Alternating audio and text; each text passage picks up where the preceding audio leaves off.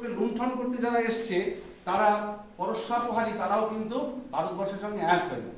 কিন্তু এই নানাবিধ কারণে ভারতবর্ষের আজকে এই অবস্থা, দীর্ঘ সময়ের কারণ। তবে আমরা খুব বিশ্বাস করি, স্বামীজি বারবার বলছেন এবার কেন্দ্র ভারতবর্ষ উঠবে এবং সেটা নিজের শক্তিতেই উঠবে। and you are the future generation of India।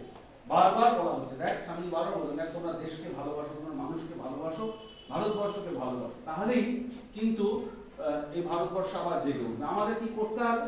আমাদের একজন দায়িত্বশীল রেসপন্সিবল সিটিজেনের মতো আচরণ করতে হবে। বারবার তো বলছি, be a good citizen of India, feel proud that I am born in this country। হ্যাঁ, সার্থক জনম মাগো, জন্মেছি এই দেশে।